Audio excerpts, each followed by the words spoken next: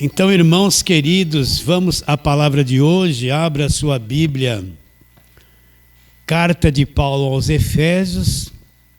Nós começamos uma série de meditação da Carta de Paulo aos Efésios. Efésios, capítulo de número 1. E nós vamos ler os dois primeiros versos, novamente. Verso 1 e verso 2. Efésios, capítulo 1. Versos 1 e 2, vou ler. Paulo, apóstolo de Cristo Jesus, por vontade de Deus. Agora ele vai endereçar a carta aos santos que vivem em Éfeso e fiéis, olha lá, em Cristo. Agora ele vai trazer a saudação: graça a vós outros e paz da parte de Deus, nosso Pai, e do Senhor Jesus Cristo. Então, repare bem. Graça a vós outros e paz, que vem de onde essa graça e essa paz? Não vem do homem. Vem da parte de Deus, nosso Pai, e do Senhor Jesus Cristo. Então, Paulo cumprimenta a igreja com duas verdades gloriosas.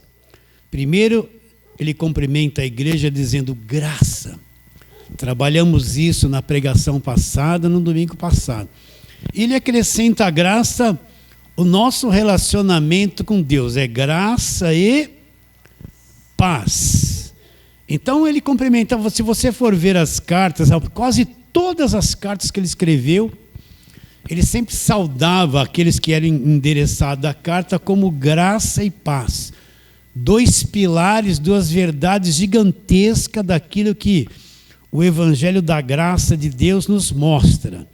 Então, como tratamos da graça na semana passada, hoje nós vamos tratar desta palavrinha, paz, graça e paz. O que Paulo quer dizer?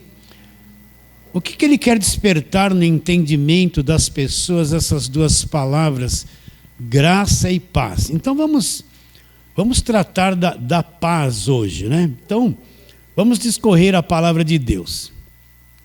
Vamos abrir segunda carta de Paulo aos Coríntios.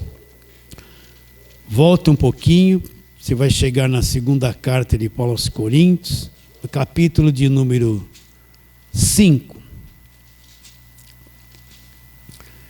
E nós vamos ler ali do verso 18 até o verso 21. Então, antes de lermos isso aqui, vamos falar só um pouquinho sobre isso. Eu tenho que entender que na cruz do Calvário, quando Cristo disse está consumado, que o véu do santuário se rasgou de alto a baixo, o sangue dele foi derramado, eu tenho que entender que toda a parede de separação entre Deus e os homens, olha, você já ouviu muito isso, foi removida quando isso acontecer. Eu tenho que entender que havia uma inimizade entre Deus e os homens, uma coisa chamada pecado, que entrou no mundo, estragou todo o nosso sistema, estragou o mundo, estragou a humanidade. E esse mundo se tornou um mundo inimigo de Deus, por aquilo que ele começou a produzir. Então havia uma parede de separação chamada pecado entre os homens, a raça humana, e Deus. E da parte do homem não havia nenhuma possibilidade dele remover essa parede da separação. Para o homem, era impossível fazer alguma coisa que desse poder a ele, dele voltar a se relacionar com Deus, removendo essa parede da separação chamada pecado. Então o homem era incapacitado de voltar para Deus por conta própria, de remover essa parede da separação. Você está entendendo o que eu estou dizendo? Era impossível, porque por causa da natureza humana caída. Esse mundo depravado, estragado, a condição humana destruída pelo pecado que o homem se encontra. Então não tinha como o homem por si só remover essa parede da separação. Então, entre Deus e os homens havia um obstáculo. O homem não tinha um acesso direto a Deus. Havia uma parede de separação. Então, quando Cristo vem, ele vai cumprir a lei, ele vai para a cruz, ele vai ser o Cordeiro de Deus que vai tirar o pecado do mundo. Então, quando ele vem, morre na cruz, o corpo dele é oferecido como sacrifício. O sangue dele é derramado, ele estabelece no sangue um novo testamento, uma nova aliança. Foi a única coisa capaz de remover essa parede da separação. Está bem claro isso na sua mente? Não existe nada confiável, nenhuma religião, nenhum comportamento humano, por mais bonito que seja, nenhum critério religioso que tinha poder de fazer isso. Não existe. Então, quando o Cristo vem, ele morre na cruz, derrama o sangue dele, estabelece a nova aliança. Foi a única coisa eficaz que pôde remover a parede da separação. Então, agora, depois da cruz, que isso já aconteceu, essa parede da separação não existe mais. Cristo removeu. E eu tenho acesso, quando eu falo igreja. Isso é uma palavra para a igreja. O mundo não enxerga nada disso. O mundo está debaixo de condenação. Para o mundo não é válido isso que eu estou dizendo para você. Isso é válido para quem é salvo, quem já foi liberto do império das trevas, nasceu de novo e é um filho de Deus. O Evangelho, as cartas escritas por Paulo, é para a igreja. Então tem que saber distinguir aquilo que está perdido, aquilo que é mundo, aqueles que estão no mundo e aquilo que é igreja. As verdades são para a igreja. O mundo não acredita nessa verdade, então ele permanece antes da cruz. O mundo não passou pela cruz. Só a igreja que passa pela cruz e vem depois da cruz. Então isso que eu estou dizendo para você é só para quem crê, quem é salvo. Quem é o verdadeiro filho de Deus, quem nasceu do alto, tem o Espírito Santo. Então para nós, não existe mais parede de separação. Não existe mais gigante Golias. Vocês estão entendendo o que eu estou dizendo? Não existe mais muralhas de Jericó. Para nós que somos salvos, não existe um culto para Deus abrir alguma porta. Porque a porta já foi aberta por Senhor Jesus na cruz e Ele é a verdadeira porta. Então para nós não tem mais essa coisa de tentar derrubar muralha, tirar obstáculos, lutar contra gigantes, porque o maior gigante, o maior obstáculo era o pecado que Cristo removeu e separou, destruiu a parede da separação através do que Ele fez na cruz. Então para nós que somos salvos hoje, não existe mais obstáculo, barreira. Você vai ler lá, na velha aliança, os teus pecados, Deus dizendo isso para o povo de Israel, é que fazem separação entre vós e o vosso Deus. Está na velha aliança. Mas você tem que entender que depois da cruz, os meus pecados, Cristo os levou todo na cruz. Então, o que me separava de Deus não existe mais. Porque Cristo removeu a minha dívida, a minha culpa, foi removida por Ele na cruz para sempre. Então essa parede da separação nunca mais vai existir entre eu e Deus. A morte de Cristo na cruz é tão eficaz, o sangue dele, como vamos falar, é uma coisa tão profunda, tão santa, que removeu definitivamente a parede da separação. Agora isso é válido para quem? Para quem crê, para quem é igreja. Então aquela conversa que os teus pecados fazem separação entre você e o seu Deus da velha aliança, na cruz isso foi removido. Os nossos pecados foram pagos por toda a nossa existência. A morte de Cristo na cruz resolve o problema por toda a nossa existência aqui na terra. Você acredita no que eu estou te dizendo? Então, Não há mais, não tenho mais dificuldade. Na velha aliança, para alguém se chegar a Deus, o que ele fazia? Ele podia ir direto a Deus? Não. Ele tinha que pegar um animal inocente, pegar esse animal, impor as mãos sobre ele, transferir para o animal a culpa dele. O animal inocente era entregue na mão do sacerdote, que iria degolar ele, derramar o sangue dele, e o culpado, que era eu, entende? Saía absolvido, porque a minha culpa era transferida para um animal. Um cordeiro, um cabrito, um bode. Isso era a mentalidade da velha aliança. Na velha aliança eles não tinham acesso direto à presença de Deus. Eles tinham que trazer uma oferta de sangue, para poder o pecado deles ser coberto pela morte de um animal inocente no lugar do culpado, o pecador. Na nova aliança, esse cordeiro é Jesus Cristo. E aquilo na velha aliança eles tinham que fazer constantemente. Não era uma coisa eterna que punha um fim no ritual, não resolvia. Então, quando Cristo vem, agora ele é o Cordeiro de Deus que tira o pecado do mundo, o Cordeiro perfeito, com uma única oferta, um único sacrifício por ser perfeito, ele removeu tudo e não volta mais, não tem necessidade mais de ele fazer a mesma coisa, porque foi uma coisa eterna que ele já fez na cruz. Então, entre nós e Deus, hoje, agora, não tem muralha, não tem gigante Golias, não tem muralha de Jericó. Eu não vou fazer culto ou campanha para Deus abrir porta. Vocês estão entendendo a mentalidade ou não? Porque a barreira principal, a muralha, Cristo removeu na cruz.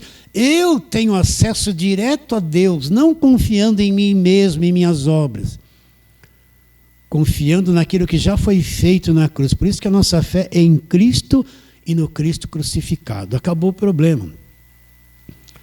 E nem Deus está olhando para mim como um devedor, com obstáculos entre eu e ele, porque o próprio Deus em Cristo é que removeu a parede da separação. Você acredita nisso que eu estou te dizendo? Então não há barreiras. Não há barreiras. A nossa culpa foi removida. Nossa dívida foi paga. Tudo isso para entender, porque Paulo fala graça e paz. Graça e paz. Que paz? O que é essa paz? Eu tenho que ter esse entendimento, que eu estou em paz com Deus. Então, o falso evangelho, ele traz peso, você está sempre devendo, sempre tem uma condenação na tua mente, sempre tem uma porta fechada, campanha para abrir portas, culto abrindo portas, sempre tem um obstáculo, sempre tem uma dificuldade. Sempre tem algo a se pagar, sempre tem uma muralha a se remover, sempre tem uma coisa na frente entre eu e Deus. No Evangelho da Graça não há barreiras, não há parede de separação. Tudo já foi removido na cruz de uma vez por todas, pelo sacrifício perfeito, pelo sangue derramado. Está bem claro isso? Então agora, Deus olha para mim em paz, eu olho para Ele em paz, eu tenho acesso direto a Deus, eu não preciso de nada intermediário, presta atenção, você não precisa de um pastor para se chegar a Deus, você não precisa de apóstolo para se chegar a Deus, você não precisa de coisas oradas, que esses falsos cultos dessas igrejas da televisão, é aguinha orada, é salzinho grosso, é isso, é tecido, é vassoura, virou uma coisa horrível, monstruosa, mentirosa isso aí. Não tem um objeto que você possa orar, Deus, eu te consagro, pronto, Deus está naquele objeto, você pegando o objeto, você vai se ligar com Deus pelo objeto. Esses santos da igreja católica, tudo isso é uma farsa. Não existe nada mais dessas coisas. Não existe nada na terra, na religião, que liga você a Deus. Não existe essas coisas, porque agora nós não precisamos de nada. Eu, você, cada um livremente. Em qualquer lugar do planeta. Você tem um acesso direto a Deus, porque a parede da separação foi removida. Isso é o Evangelho. Você enxerga isso comigo? Acredita de todo o coração? Isso para explicar porque Paulo fala que nós estamos em paz, e a paz vem de Deus, não vem do homem. Então vamos ler o texto, segunda carta de Paulo aos Coríntios, capítulo de número 5, olha lá, verso 18. Ora, tudo provém de onde? Olha, tudo provém de Deus. É Deus agindo e o homem recebendo de graça as coisas. Olha, ora, tudo provém de Deus que nos reconciliou consigo mesmo. Foi Deus que nos reconciliou com Ele, não foi nós que fizemos isso. Ora, tudo provém de Deus que nos reconciliou consigo mesmo, através de Cristo, por meio de Cristo. E nos deu o quê? O ministério da reconciliação. O que é um ministério? É o ministro da agricultura. Ele vai cuidar do quê? Da agricultura. Ele tem um ministério, um trabalho para fazer. Qual é? Cuidar da área da agricultura. Está claro? O que é o ministério que ele nos deu? Cada um de nós tem um ministério. Qual é o ministério que nós temos que servir a Deus? Ministério da reconciliação. Anunciar que já houve a reconciliação, que a parede da separação foi removida, que Deus nos reconciliou consigo mesmo. Nós não estamos em guerra, nós não estamos em guerra. Não existe guerra, nós estamos reconciliados com Deus. Não há mais condenação sobre a nossa vida. Então vamos ler de novo. Ora, tudo provém de Deus que nos reconciliou consigo mesmo. Como isso aconteceu lá? Por meio de Cristo. E nos deu o quê? O ministério da reconciliação. Agora eu tenho que saber isso. A saber, Deus estava em Cristo, reconciliando consigo o mundo, não imputando aos homens as suas transgressões, e nos confiou a palavra da reconciliação. O que é a palavra da reconciliação? É a velha aliança? A palavra da reconciliação é a pregação do Evangelho, é mostrar o que já aconteceu. E nos confiou a palavra da reconciliação. De sorte que somos, quem nós somos? Embaixadores em nome de Cristo, como se Deus exortasse por nosso intermédio. Em nome de Cristo, pois vos rogamos que vos reconcilieis com Deus. Como isso foi possível? Agora ele fala, aquele que não conheceu pecado, Deus o fez pecado por nós, para que nele, em Cristo, nós fôssemos feitos a justiça de Deus. Então, como isso se tornou possível? Como se tornou possível Deus remover a parede da separação? Como se tornou possível Deus nos reconciliar com Ele mesmo? O que precisou ser feito para que isso se tornasse real e parte da nossa vida? Aquele que não conheceu o pecado. Deus o fez pecado por nós. Aonde foi feito pecado? Na cruz, para que nele nós fôssemos feitos justiça de Deus. Então vamos falar as mesmas coisas. Então quando Cristo vem ao mundo, João Batista viu Jesus. João Batista era filho de sacerdote, Zacarias. O pai dele deve ter ensinado ele a repetir isso muitas vezes. Tudo que acontecia dentro daquele momento, no tabernáculo, no templo, que tinha os sacrifícios, as ofertas.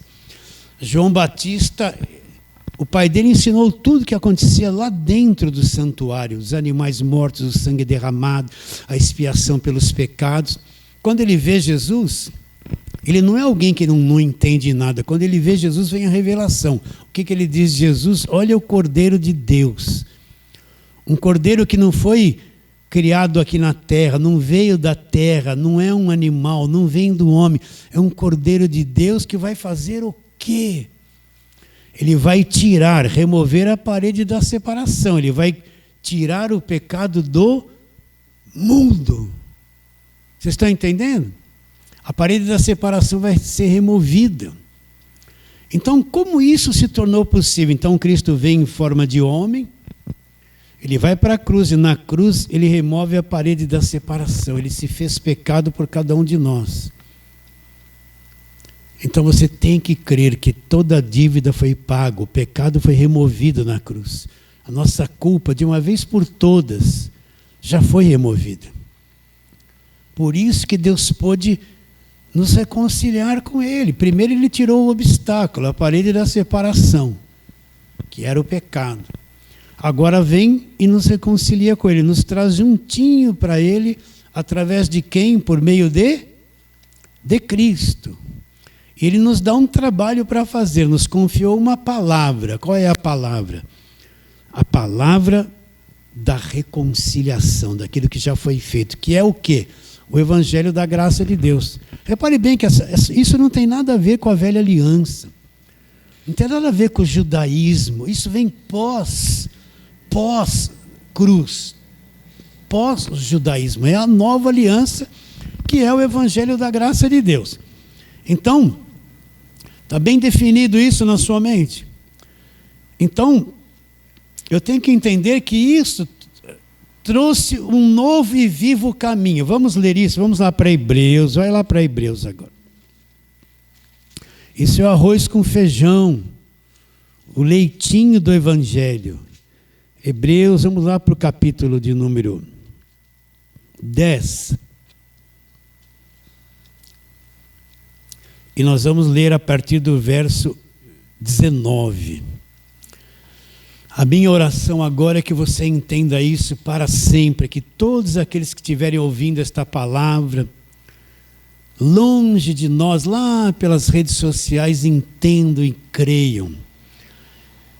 Hebreus 10, 19.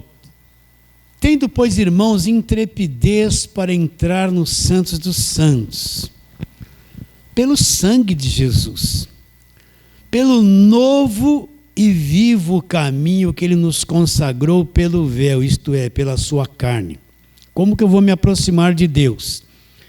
Tendo grandes sacerdotes sobre a casa de Deus, aproximemo-nos com um coração sincero, com sincero coração, em plena certeza de fé, tendo o coração purificado da má consciência, a má consciência, e lavado o corpo com água pura. O que Paulo está dizendo aqui? Que agora que Cristo veio e fez a obra dele na cruz, eu posso estar na presença de Deus com intrepidez, sem culpa, sem condenação, com ousadia, com intrepidez. Deus, eu estou na tua presença, eu não vou entrar na presença de Deus. Eu vivo na presença de Deus com intrepidez, com ousadia, sem culpa, sem condenação. Por quê? Porque ele fala com tanta clareza e mostra algo glorioso. Porque ele fala lá, olha o verso 20, pelo novo e vivo caminho. Olha lá, vamos 19 de novo. Tendo, irmãos, pois intrepidez para entrar nos santos dos santos, pelo sangue de Jesus. Pelo novo e vivo caminho que Ele nos consagrou pelo véu, isto é, pela sua carne. Então, abriu-se um caminho novo. Como é que eles já chegavam a Deus na velha aliança? Pelo sangue de animais, pelos sacrifícios de animais, por obras da lei. Agora, na nova aliança, não.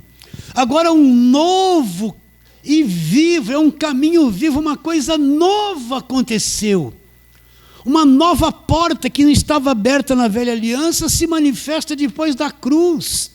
Um caminho novo, um caminho vivo que foi aberto pelo sangue de Jesus e pela sua carne que foi cravada como sacrifício na cruz. Então agora, meu Deus, eu não preciso de intermediários. Eu não preciso de homens para me achegar a Deus. Não preciso de objetos orados, ungidos. Eu não preciso de bispos, de apóstolos, de pastores. Um homem através do qual eu vou me achegar a Deus. Eu não preciso. Ora por mim, o apóstolo, pelo amor de Deus. O Senhor é o ungido de Deus. Ore por mim como se a oração dele fosse melhor que a minha. Como se ele fosse superior a mim. Eu não preciso de um pastor para me achegar a Deus, como se ele fosse superior a mim. Eu não preciso de ninguém, eu só preciso confiar que o novo e vivo caminho foi aberto. A maior parte dos crentes não aprende essas coisas, é dependente. Eles vivem atrás de homens para orar por eles, para libertar a vida deles, para pôr a mão na cabeça deles, vivem fazendo as falsas campanhas. Eles querem alguém que faça alguma coisa por eles. Mas um novo caminho foi aberto pelo sangue de Jesus e pelo corpo crucificado de Jesus. Então agora eu estou na presença de Deus, eu vivo na presença de Deus. Não há barreira entre eu e Deus. A minha dívida, o meu pecado, Ele pagou por tudo. Então não existe locais santos. Deus não mora dentro de 4 paredes de igreja. Deus não mora no maldito templo de Salomão que construíram, que é uma farsa. Nessa região de São Paulo, que é uma abominação, que tem gente vestida de sacerdote, fazendo rituais da lei que já foi abolida pelo Senhor Jesus. É maldição. Deus não está numa construção imponente. Deus não mora ali. Alegrei-me quando me disseram, na velha aliança, vamos para a casa do Senhor. O que o salmista tinha em mente quando ele dizia, vamos para a casa do Senhor? E para a construção do templo, que estava lá. Ele achava que Deus morava lá, era a casa do Senhor. Na nova aliança não tem essa. A casa do Senhor somos nós, é a igreja onde Deus habita. Não tem lugar santo. Uma construção não é lugar santo. Não tem altar. Altar era coisa de templo. Não existe altar na nova aliança. Vocês estão entendendo? Não tem altares de sacrifício. Não existe nada disso.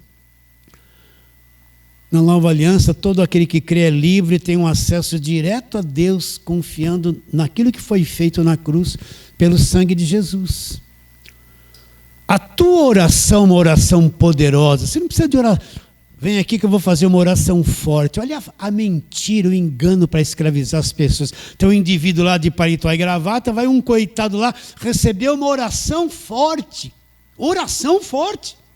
Ele, com a oração forte no grito só, vai pôr a mão nas pessoas em nome de Jesus. O coitado não conhece o evangelho, está dependendo de um homem sujeito às mesmas às vezes a vida dele está pior do que aquele que está vindo ali para ele orar. Um novo e vivo caminho foi aberto. Vocês entendem ou não? Você tem acesso direto a Deus em qualquer lugar, não tem lugar santo. Tira a sandália dos teus pés, porque esse lugar é santo. Velha aliança. Não tem mais terra santa, lugar santo, monte santo, monte santo. Não tem essas coisas, tudo a cabeça do Velho Testamento, do judaísmo, a prática da religião judaica. Não tem mais monte santo, lugar especial, onde Deus só está lá. Vem aqui para a minha igreja que hoje Deus vai fazer um milagre, aqui é o lugar santo. Não tem isso. Isso é o falso evangelho que aprisiona a mente das pessoas em lugares construídos por mãos humanas. Você entende ou não? Posso descansar que você entende? Continua a leitura. Vamos ler de novo.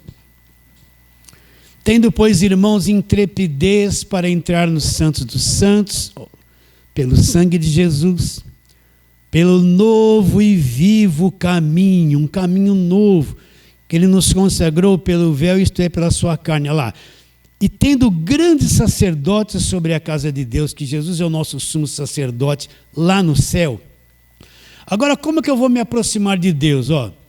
Aproximemo-nos com sincero coração sincero, em plena certeza de fé. Eu creio, Senhor. Creio que o caminho está aberto, creio que a parede da separação foi removida. Eu tenho plena certeza de fé. Eu não vou me chegar diante de Ti dizendo assim, Deus tem misericórdia de mim, socorro, eu sou um vermezinho, de Jacó. Não, eu não sou. Deus, eu estou na Tua presença, eu sou Teu filho remido pelo sangue da cruz. Chego com plena certeza de fé, Deus me ouve.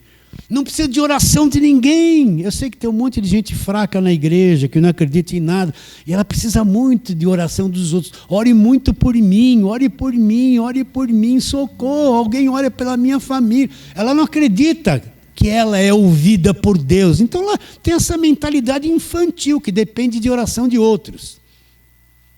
Aproximemo-nos com sincero coração, lá em plena certeza de fé, tendo o coração purificado da má consciência. O que é a má consciência?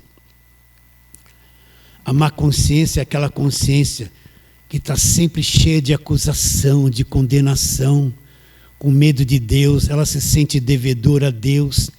A falsa doutrina pôs tanta coisa na cabeça dela, que ela sempre vê obstáculo, ela sempre se vê incapaz. Ela fala que o sangue de Jesus tem poder, mas não acredita que ela foi purificada por esse sangue. Aquela consciência cheia de medo, de acusação. Eu tenho que pagar o preço, eu devo para Deus. Eu fiz isso errado. Ela não conhece a natureza humana caída, que erra, que perde a paciência todo dia. Então ela se sente tão condenada, ela se sente perdida. Então lá na consciência dela existem aquelas coisas nebulosas, ela se acha culpada, condenada, não tem convicção de salvação, está sempre devendo para Deus. É a má consciência. O que causa a má consciência? Não é o evangelho da graça de Deus, é o judaísmo. Sempre as pregações do Velho Testamento que você deve, que você tem que pagar preço, que você tem que sacrificar, que tem um diabo na tua vida, que você deu brecha para o diabo, que o diabo vai te retalhar, o diabo está na tua casa, entrou na tua casa, se você não deu o dízimo, vem o devorador e vai acabar com a sua vida financeira. A pessoa vai ouvindo essas coisas anos, a consciência dela fica tão destruída, ela se sente tão condenada, ela se sente tão abandonada, tão sozinha, tão sem proteção de Deus, ela tem a consciência maligna, horrível. A vida de fé para ela é uma coisa terrível. Ser evangélico é um peso esmagador.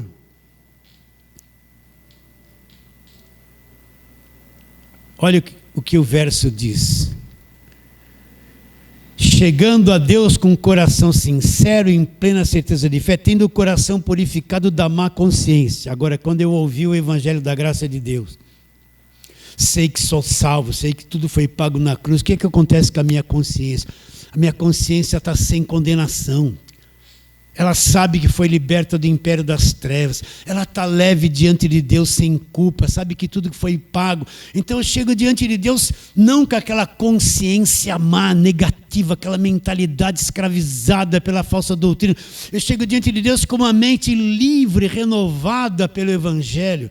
Conhecendo o que aconteceu na cruz. Uma mente sem condenação, em paz, aliviada, cheia de gratidão. Eu aproximo a Deus com um coração sincero, livre da má consciência. Vocês estão entendendo o que é má consciência? Vou repetir. A pessoa se sente condenada, devedora, culpada. Sempre ela não é aceita por Deus, ela está debaixo de um monte de medo.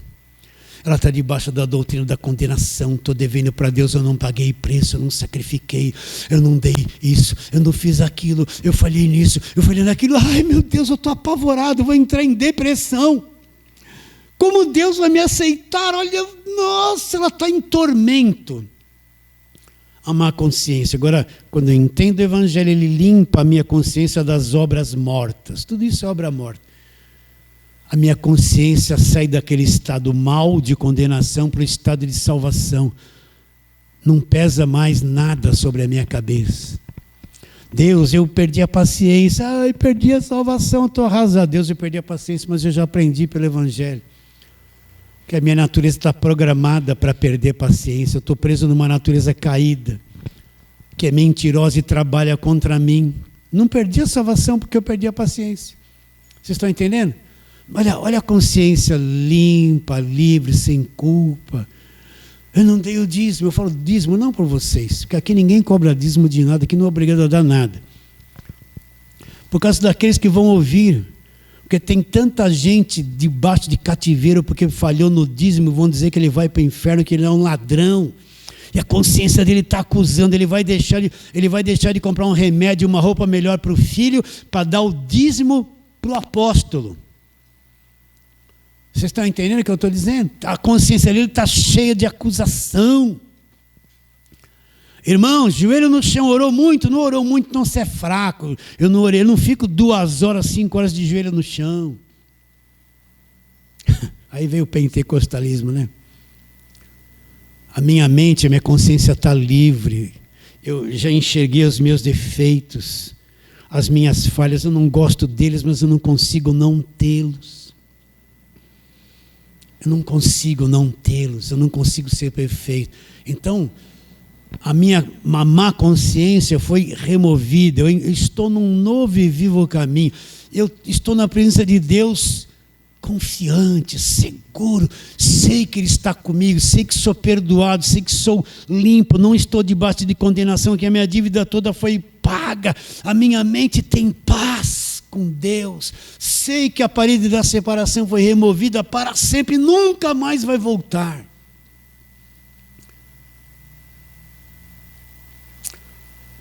Nos reconciliou consigo mesmo por meio de Cristo, nos deu o ministério da reconciliação, a saber que Deus estava em Cristo, reconciliando consigo o mundo, não imputando aos homens as suas transgressões, e nos confiou uma palavra. Qual é a palavra?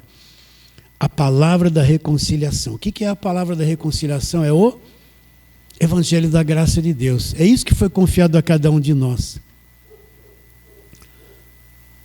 Então agora eu estou juntinho de Deus. Deus está junto comigo o tempo todo. Isso não quer dizer que eu não vou ter dor de barriga.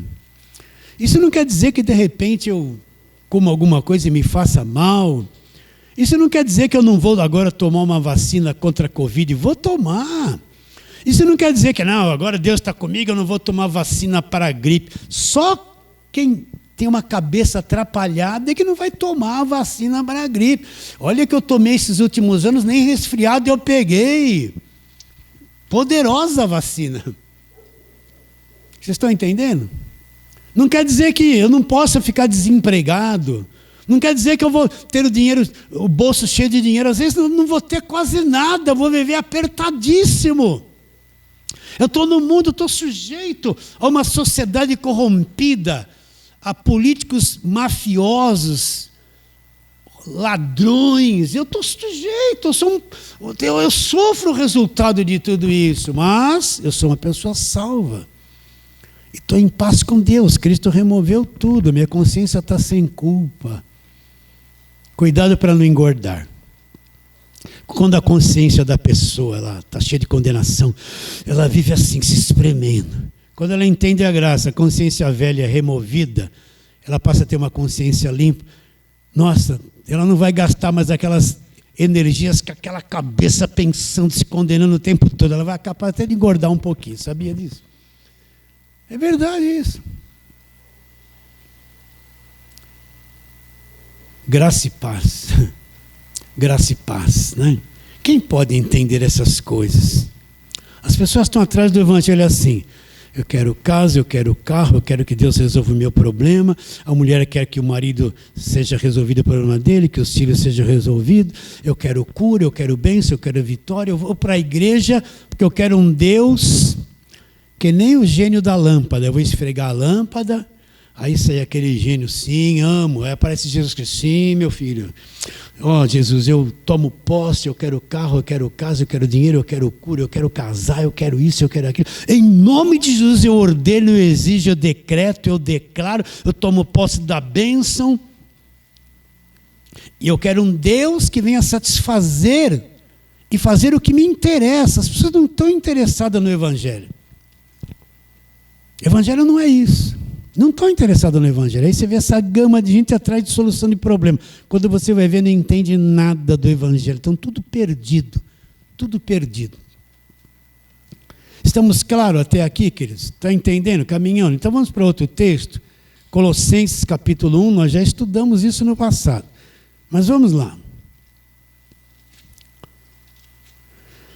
Volta um pouquinho. Colossenses capítulo 1. Vamos ler a partir do verso 20.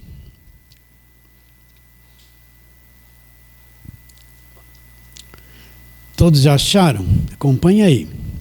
Eu espero você abrir, gosto que você leia, que você memorize o texto. Colossenses 1:20. Olha como Paulo vai dizer: e que, havendo feito o quê? A paz. E que, havendo feito a paz pelo sangue da sua cruz, por meio deste sangue, por meio dele, reconciliasse consigo todas as coisas. Em quais níveis, Senhor? Quer sobre a terra e quer nos céus. E vocês, olha o nosso estado anterior, vocês que em outro tempo, outrora, vocês eram estranhos e inimigos na mente, lá no entendimento, por causa das vossas obras malignas. Agora, porém, vos reconciliou no corpo da sua carne, mediante a sua morte. Onde que eu fui reconciliado? No corpo da carne, mediante a morte, para apresentar-vos perante ele santos, sem culpa e irrepreensíveis. Vamos ler o 29. E que, havendo feito a paz pelo sangue da sua cruz. Para aí. Por isso que eu preciso ter um conhecimento da encarnação de Jesus Cristo. Eu repito isso aqui direto. Então, vamos à historinha. Jesus Cristo não tinha um pai humano. Um pai que veio de Adão, contaminado pelo pecado. Ele não tinha um pai humano. Aquilo que foi gerado no ventre de Maria, aquela semente, ela não era natureza humana caída. Ela era uma semente que veio de Deus e veio dos céus. Você tem que entender isso. Então, Jesus ele não teve um pai humano, ele não herdou uma genética humana. Ele vem com uma genética de Deus, ele vai se fazer carne. Então, aquilo que foi gerado no ventre de Maria, foi gerado pelo Espírito Santo. Um Deus foi gerado ali dentro do ventre de Maria. Queria nascer em forma de homem, com corpo humano. Está claro isso?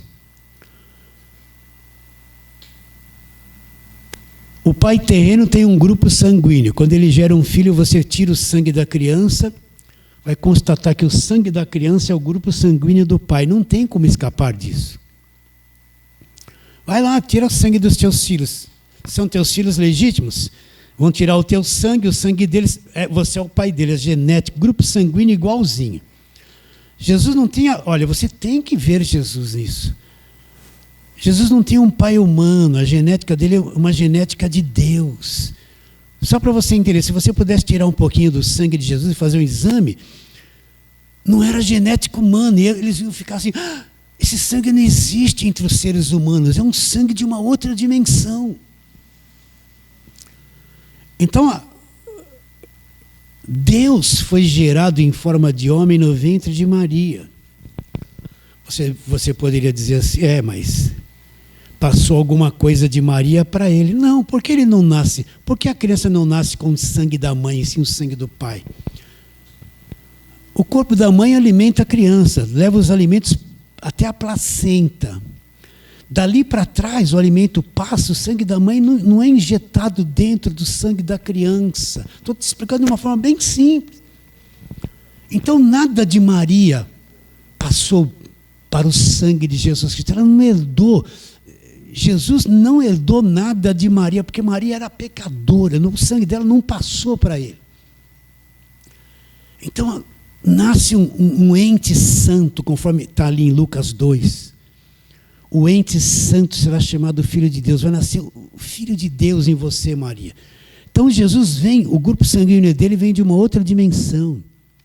A carne que ele possuía não era uma carne pecaminosa com a nossa, corrompida, uma carne que ele herdou de Adão. A carne dele era um corpo perfeito, era uma carne sangue, não sujeito a esses defeitos que nossa carne produz. A natureza humana dele era uma natureza perfeita, gloriosa, não tinha essas tendências malignas que a nossa carne tem. O nosso corpo do pecado, o corpo de Jesus não era o corpo do pecado. Então nasce Deus em forma de homem, um sangue de Deus, uma carne perfeita, por isso que ele nunca pecou. Por que ele nunca pecou? Porque ele não tinha um pecado na carne dele, como nós temos na nossa. Será que você está entendendo isso? Então nasceu Deus em forma de homem, mas nasceu como nós nascemos, através de uma mulher. Mas o Verbo se fez carne. Como é que isso poderia ser? Foi gerado pelo Espírito Santo, nasce um ser através de um corpo de uma pecadora, mas perfeito. Então Jesus tinha uma carne perfeita, um sangue perfeito, uma natureza perfeita. Deus em forma de homem. Este sangue, meu Deus, isso é apaixonante. Não é apaixonante? Este sangue, e que havendo feito a paz, pelo sangue da sua cruz, esse sangue perfeito, esse cordeiro perfeito, ele vai estabelecer um novo testamento nesse sangue. O Velho Testamento era feito através de sangue de animais. O pacto, a primeira aliança era sangue de animais. O Novo Testamento, a nova aliança, onde nós estamos, é o sangue de Deus que se fez carne. Olha, é um pacto eterno, é uma aliança eterna. Aquela acabou, essa não.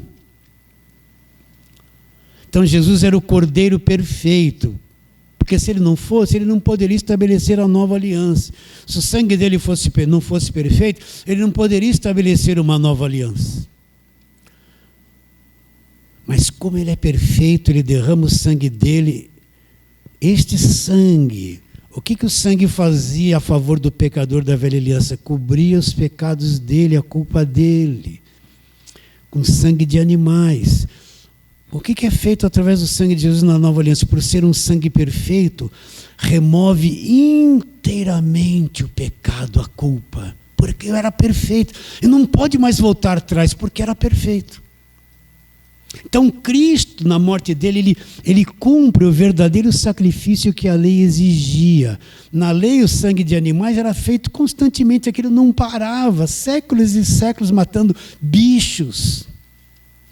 Como Cristo é o Cordeiro perfeito, o sacrifício perfeito, então não, acabou os sacrifícios. Como o sacrifício dele foi perfeito, ele cumpriu a lei, cumpriu tudo, removeu tudo aquilo, acabou. Estabelece uma nova aliança. E agora esse sangue tem poder de remover a culpa para sempre, que havendo feito a paz pelo sangue da sua cruz, por meio dele reconciliasse todas as coisas. Então o que foi que removeu a parede da separação? O sangue de Jesus. O sangue da nova aliança. As pessoas não entendem que a velha aliança acabou, elas brigam. Eles mandam WhatsApp para mim, me afrontando, me puxando para a briga. Onde já se viu, me mandaram um videozinho. Onde já se viu, se eu falar que está tirando o Velho Testamento da Bíblia, eu falo, não, eu não estou tirando. Quem disse que eu estou tirando o Velho Testamento da Bíblia? Eu estou honrando o Velho Testamento. Eu só estou explicando que ele acabou. Não estou dizendo que tudo aquilo que falava de Jesus se cumpriu na cruz, se cumpriu, acabou, não tem mais razão. Mas e o Salmo 91? Aquele que habita no esconderijo do Altíssimo, descansa à sombra do Todo-Poderoso. Eu falo assim, vai lá em Colossenses 1,13. Sabe qual é o esconderijo do Altíssimo? Nos libertou do império das trevas e nos transportou para o reino. Eu estou em Cristo. O esconderijo do Altíssimo na Nova Aliança é Jesus Cristo. O que era o esconderijo do Altíssimo na mente do Salmo 91? Nem ele sabia. Então eu vou ficar acreditando que a seta que voa de dia, que a peste que se propaga nas trevas, que a mortandade que assola meio-dia. Não, eu não creio mais nisso, eu estou guardado. O Salmo 91 para mim é Cristo na nova aliança. Eu estou em Cristo. Então, o que você vai fazer? Eles não entendem que o sangue perfeito, poderoso, estabeleceu a nova aliança, o novo pacto, que a velha aliança acabou. Então eles brigam, estão brigando. Eles não entendem, só quem teve a mente iluminada é que vai comer esse pão e falar: ah, que coisa, eu estou entendendo, oh, que coisa boa. Quem não entendeu está brigando ainda, vai ficar lá com a consciência cheia de obras mortas. Então, que havendo feito a paz pelo sangue da sua cruz, por meio dele reconciliasse consigo mesmo todas as coisas, quer sobre a terra. Já foi, então nós já fomos reconciliados com Deus. Você é a igreja, não tem mais barreira para você, acabou. Você está em paz com Deus, essa paz nunca mais vai ser movida, não vai acabar. É infinita, a aliança é uma aliança eterna. Repare bem, é o sangue da nova e eterna aliança. Uma vez que você foi justificado, isso é eterno, não pode mais não ser. Uma vez que você foi libertado do império das trevas, a nova aliança é eterna, você não pode mais voltar a ser escravo do império das trevas. Uma vez que você foi redimido, essa redenção é eterna, você não pode mais voltar a viver debaixo da escravidão, porque você foi redimido, senão desfaz a nova aliança é eterna, não tem fim. Uma vez que Deus fez por você, permanece eternamente. Acabou, não tem retorno, não dá para voltar para trás, porque senão não seria uma aliança eterna. Agora Paulo está dizendo: graça, meus irmãos, paz. Olha a paz que Paulo fala. Eu acho que quando Paulo falava isso, o coração dele dava até uma arritmia santa. Ah, que coisa gloriosa isso, evangelho. Ainda tem gente hoje tentando derrubar uma muralha, tentando derrubar uma parede. Vocês estão entendendo a cabeça deles? Eles não entendem o evangelho. Graça e paz, graça e paz, graça e paz, graça e paz. Vamos voltar aqui. Vamos voltar. Colossenses capítulo 1. Vou ler tudo de novo. Verso 20. Que havendo feito a paz pelo sangue da sua cruz, por meio dele reconciliasse consigo mesmo todas as coisas, quer sobre a terra e quer nos céus. Para aí. Divide aqui agora. O mundo perdido e nós que somos igreja. Isso aqui é uma carta para a igreja. Isso é válido para a igreja, não é para quem está lá das trevas e não crê em nada. Então, como assim reconciliou a terra lá? Por reconciliar com todas as coisas, quer sobre a terra e quer nos céus. O que está reconciliado? O planeta todo está reconciliado? Todos os homens estão reconciliados? Não. O que está reconciliado na terra com o céu é a igreja, são os salvos, já houve a reconciliação. É os que estão depois da cruz. Tudo que é antes da cruz ainda está nas trevas. Ainda está nas trevas, não passou para a reconciliação ainda.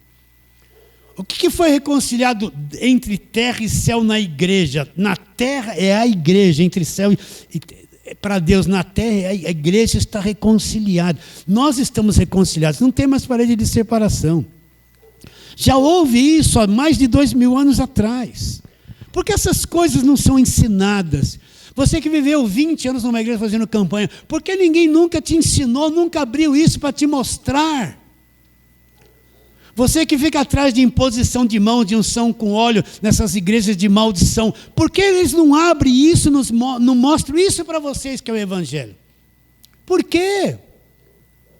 Tomam ceia, esse cálice é o cálice da nova aliança, e não sabem o que estão fazendo, não entendem nada, mantém todo mundo escravizado no judaísmo. Por que não ensina isso? Porque está escondido, eles ainda estão antes da cruz,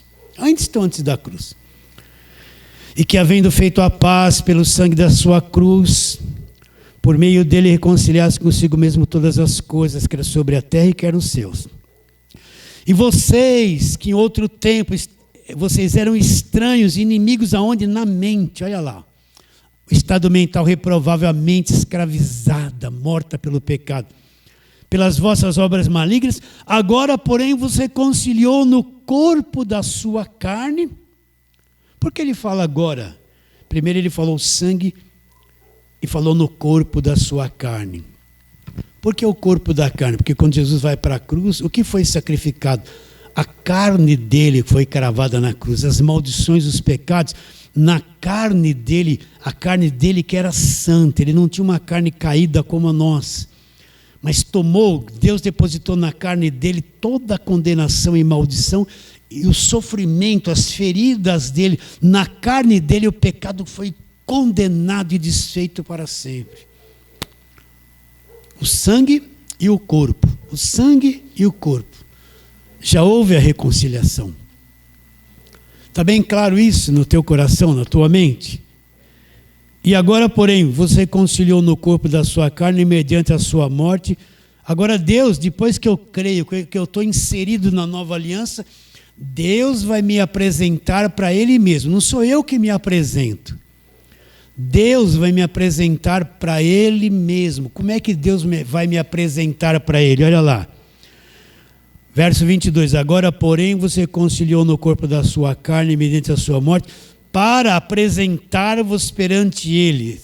Santos, Deus me apresenta para Ele agora. Santo, sem culpa e irrepreensível.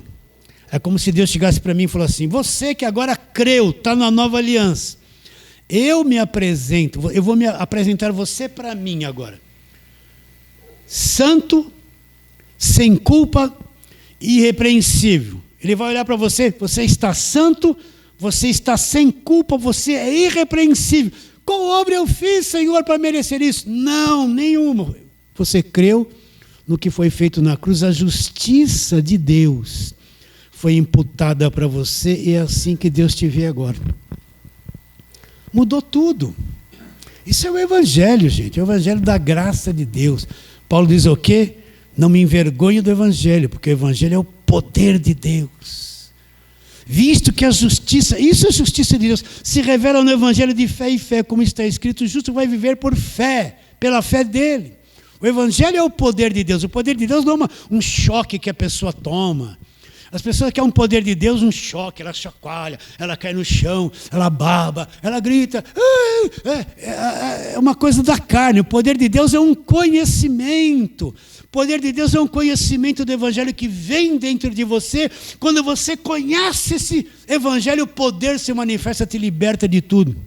Pelo conhecimento, não é gritaria, não é barulho, não é choque, não é luz, não é língua estranha. Tudo isso é besteira.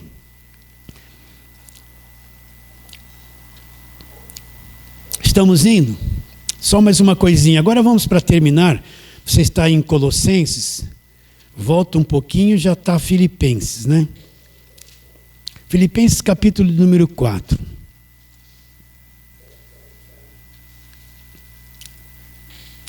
Aí Paulo manda a gente se aquietar, né? Ele diz assim no versos 6 e 7. Filipenses 4, 6 e 7. Olha lá. Não andeis ansiosos de coisa alguma. Em tudo, porém, sejam conhecidas diante de Deus as vossas petições, pela oração, pela súplica, com ações de graça. Agora ele vai falar graça e paz, olha lá, pela paz de Deus, olha. E a paz de Deus que excede todo entendimento. Então, essa paz de Deus que me reconciliou com Ele mesmo, ela excede todo entendimento. Só por revelação que eu posso compreender isso que nós estamos falando. E a paz de Deus, que excede todo entendimento, ela vai ter um efeito na minha vida. Olha, ela guardará duas coisas: o vosso coração e a vossa mente vai ser guardada onde? Em Cristo. Então Paulo fala, olha, você entendeu essa paz? Está reconciliado com Deus? Agora essa paz vai ter um efeito na tua vida. Ela vai guardar o teu mundo emocional. E a tua mente vai ser guardada em Cristo. Isso significa o quê? Você vê alguém que não entendeu o Evangelho, é um crente perturbado, amedrontado, supersticioso, com medo de um monte de coisa, apavorado, medo de perder a salvação, está em guerra, qualquer coisinha é o demônio, é uma macumba. Você vê ele atormentado. Por quê? Porque ele tem um coração cheio de tribulação, porque o falso evangelho prende a pessoa no medo, na insegurança, na insatisfação, na desconfiança, nos pavores, nas angústias, nas depressões. A mente dela é uma metralhadora de coisa negativa. Mas quando eu entendo a paz de Deus, que excede todo entendimento, fui reconciliado com Deus, a parede da separação foi removida, ela vai guardar a minha mente. A minha mente está segura. Quando Paulo fala, nós vamos chegar lá em Efésios, sobre a armadura de Deus, ele fala assim, o capacete da salvação. Vamos lá, vamos. Marca aí, marca o Filipenses aí que nós vamos voltar nele. Olha lá, Efésios capítulo de número, volta só uma coisinha, capítulo de número 6. Olha lá, no verso 17 ele fala assim, nós vamos ler aqui, vamos ler, a partir do verso 14, Efésios 6, 14. Estais, pois, firmes, cingindo-vos com a verdade, vestindo-vos da couraça da justiça, calçai os pés com a preparação do evangelho da paz, embraçando sempre o escudo da fé, com o qual podereis apagar todos os dardos inflamados do maligno. 17. Tomai também o capacete da salvação e a espada do Espírito, que é a palavra de Deus. Todas essas partes da armadura, nós vamos chegar aqui mais para frente, o que elas são? Capacete da salvação, tudo partes do evangelho da graça de Deus, tudo é evangelho. A armadura aqui é conhecimento, cada parte da armadura é um conhecimento do evangelho. Mas o 17, o que é o capacete da salvação? O capacete geralmente o motoqueiro usa para que a cabeça dele não seja ferida. O que é o capacete da salvação? Eu tenho na minha mente que eu fui salvo pela graça, fui liberto. Não perco a salvação, não há mais condenação. Essa verdade é como um capacete que é posto na minha mente. A minha mente é tranquila porque eu conheço a verdade. Eu conheço a salvação, eu conheço o evangelho. A minha mente está protegida do engano da falsa doutrina. E a paz de Cristo, que excede todo o entendimento, guardará a tua mente. O capacete da salvação.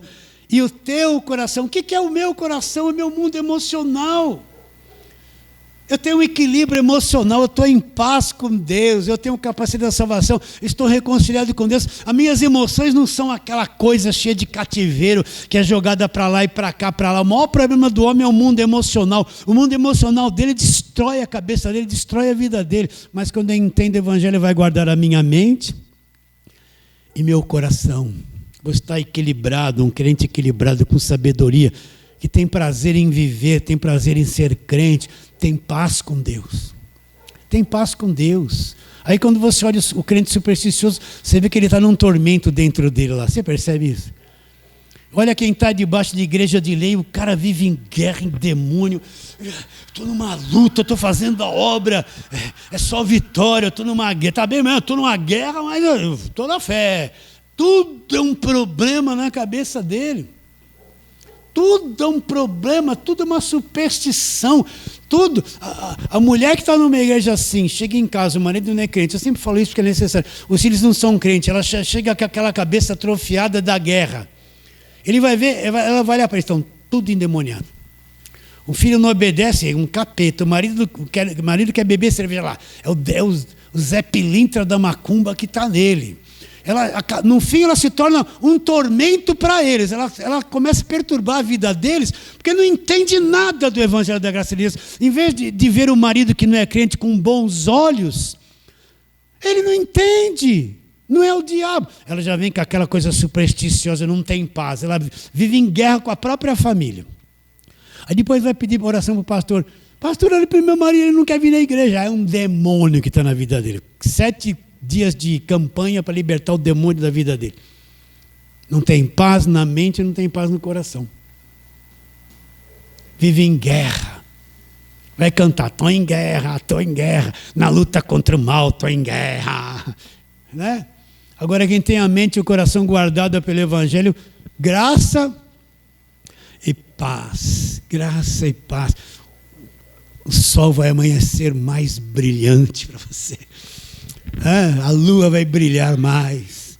Quando você vai comer a comidinha, aquilo é mais gostoso. Quando você se reúne assim, ainda que você, de vez em quando, tem uns bodes dando cabeçada nos outros filhos, então, você deixa eles se degladiar aí, você está em paz com eles. Mesmo assim você está em paz, entende isso? Vai ter mais vontade de viver, entende isso ou não? Recebe a palavra de hoje? Fala assim, amém. Vamos ficar em pé e fazer aquela breve oração. Oração com fé, acreditando. Senhor, a tua palavra é a verdade, graça e paz. Graça e paz. Tudo foi removido na cruz. Nós estamos em paz com Deus. Queremos pedir que onde chegar este arroz com feijão, estas simples palavras alcance a terra boa. Que encontre pessoas, o fruto maduro, que estão a um passo de entrar no Evangelho da Graça de Deus. Os chamados, os escolhidos, antes da fundação do mundo, eles venham ser despertados no Espírito e venham ter entendimento do Evangelho da Graça de Deus. Oramos com plena certeza de fé, querendo que será, em nome de Jesus. E você diz, amém.